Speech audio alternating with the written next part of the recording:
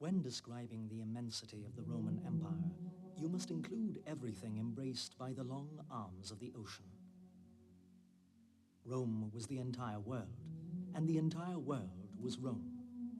If identical things should have identical names, then we can do without the name Rome and call it Earth or Sea, making the world fit Rome, because the map of Rome is the map of the world.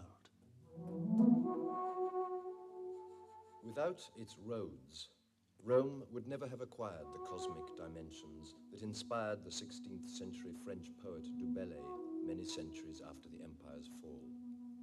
One of these roads, lying along the northwest coast of the Mediterranean, connected Rome with Spain, where, 2,000 years later, in Merida, a museum was opened in honor of the ancient mother country.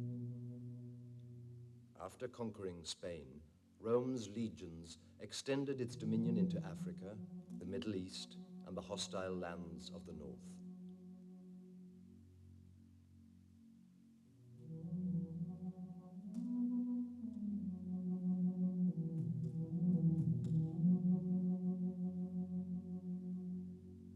Everywhere, the Romans built roads that stretched for unprecedented distances, crossing rivers, swamps, and even mountains.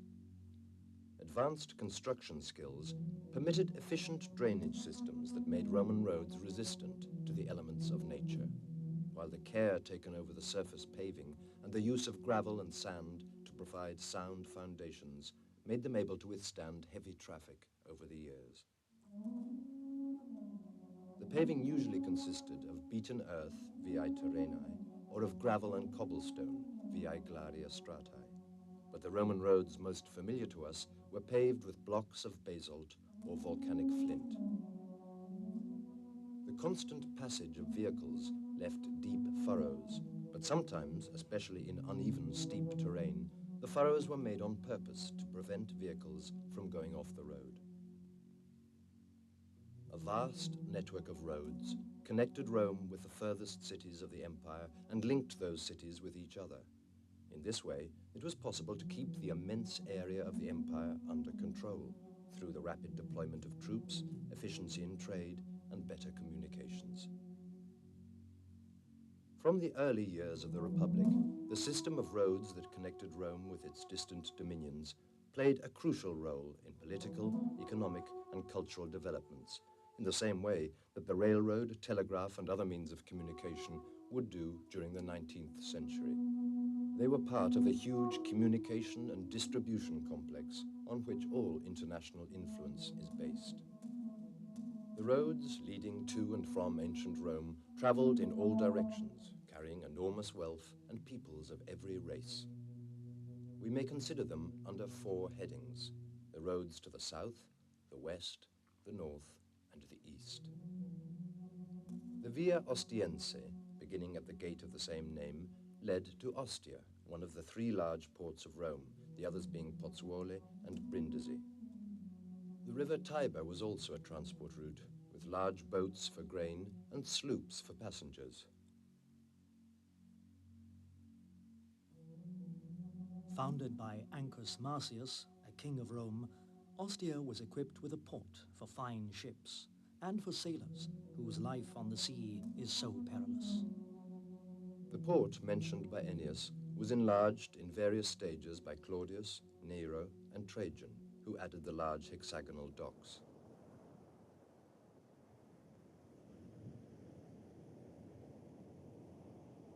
Bold Greek and Phoenician sailors had made the Mediterranean Sea an immense thoroughfare, uniting the peoples of three continents. Ships departing from Ostia also headed south to Africa.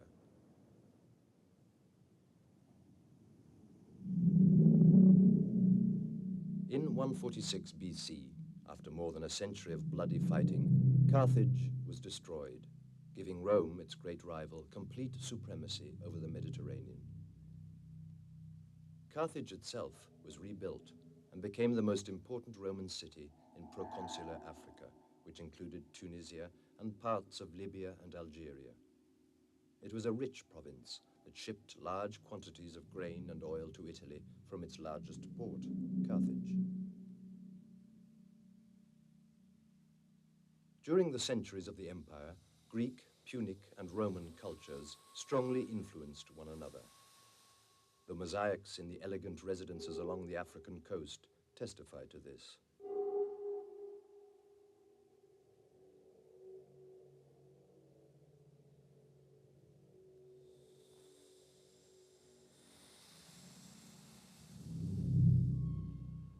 Although extensive desert areas and hostile populations inland prevented the Romans from developing a commercially viable road system throughout the entire province, they did build roads all along the North African coast, from the Atlantic to the Nile and on into Asia. This coastal road network was necessary for moving troops quickly to put down revolts and control marauding tribes. Armed escorts often accompanied the transport of goods. Flourishing inland cities, such as Duga and Thuburbo-Maius, which possessed all the urban infrastructures typical of Roman civilization, were dependent for trade on the roads connecting them to the chief seaports.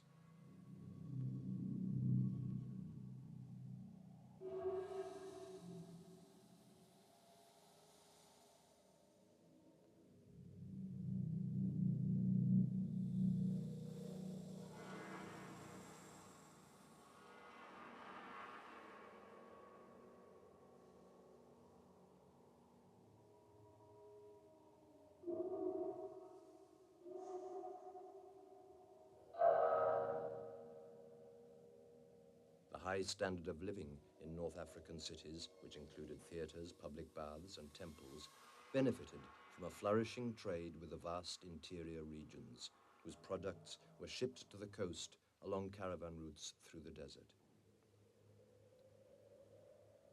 Prosperity in these military and economic strongholds in the North African colony endured well into the 3rd century AD. Their importance was already clear to Scipio Aemilianus when he refused to destroy Thuburbo-Maius, even though it had remained faithful to Carthage. In 27 BC, Augustus turned the town into a colony for his veterans.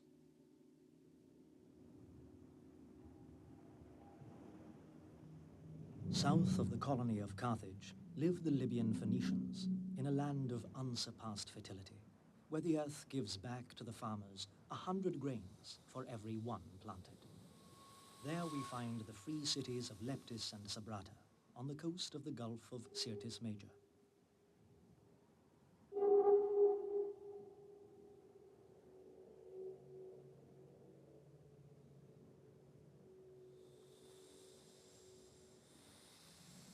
Like Leptis Magna, Sabrata, mentioned by Pliny the Elder, was located on the Libyan side of the province of Africa.